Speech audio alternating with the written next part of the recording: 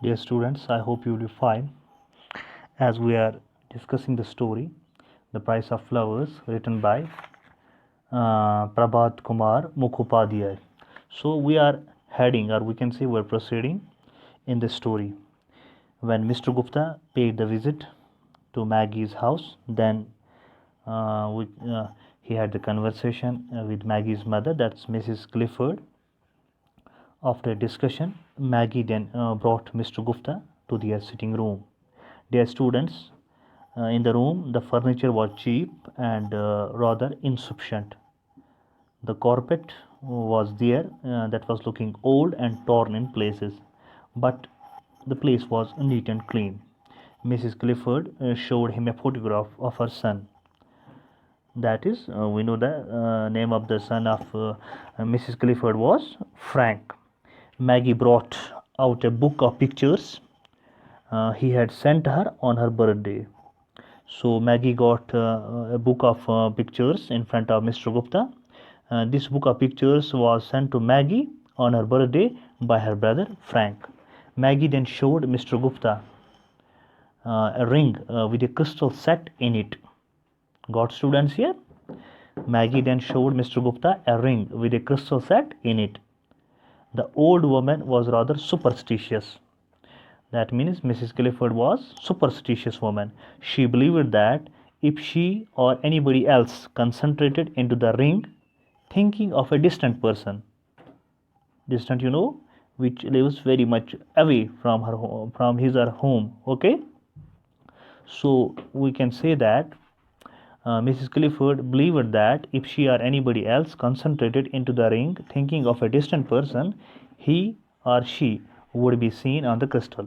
But neither Mrs. Clifford nor Maggie had been able to see anything.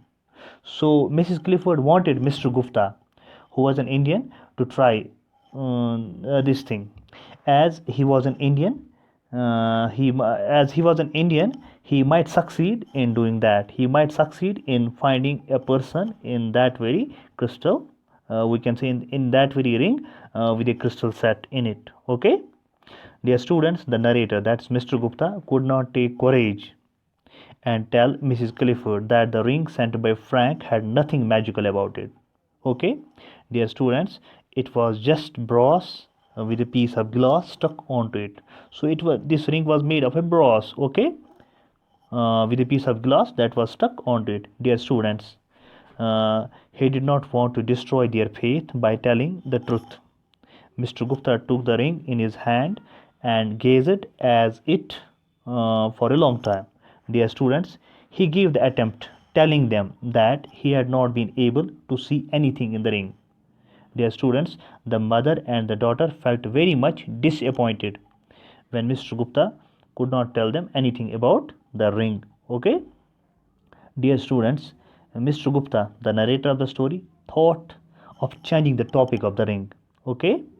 So at this very point, at this very juncture, he thought of changing the topic of the ring.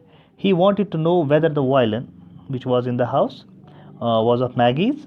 Mrs. Clifford said that Maggie could play the violin very well. Dear students, Maggie agreed to play the violin after a lot of persuasion from Mr. Gupta. Dear students, she played a folk tune and then a minor classical tune. The narrator, that means Mr. Gupta and Maggie, they became good friends. Dear students, for about 3 months, there was no news from Frank. One day, Mr. Gupta went to India. So, here Mr. Gupta paid a visit to India, to his house. He made inquiries about Frank. He learned that Frank's regiment was fighting on the northwest frontier of India. The mother felt fear-stricken. गमज़दा हो गई उसकी माँ यहाँ पर जब Mrs Clifford ने सुना कि उनका जो बेटा फ्रैंक वो उनकी जो रेजिमेंट थी वो फाइट कर रही थी on the north west frontier of India. So we can say that she was in deep pain and deep grief. उसे लगा कि शायद जंग हुई होगी, उसका बेटा जिंदा नहीं होगा. So dear students, the mother felt fear stricken on hearing this news. One day Mr. Gupta received a letter from Maggie informing him of her mother's illness. that means Maggie, also gave the information that she herself had not gone to work for a week. Maggie, in that very letter, had requested Mr. Gupta to come and see both the daughter and the mother. Mr. Gupta told the family with whom he stayed about Maggie's letter. Okay, dear students, his hostess, that means hostess हम मेज़बान को कहते हैं, यहाँ पर हम maid को कह सकते हैं. His hostess, that means Mr. Gupta's hostess, asked him to take some money and paid a visit to Maggie and her mother. Dear students, after breakfast, Mr. Gupta, he left for Lambeth.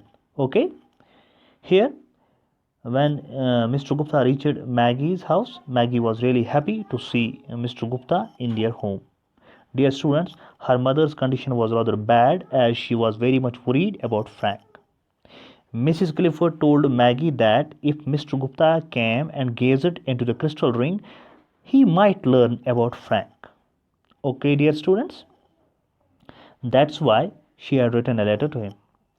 Maggie then requested here, when Mr. Gupta visited their house again, Maggie then requested Mr. Gupta to look into the crystal set in the ring.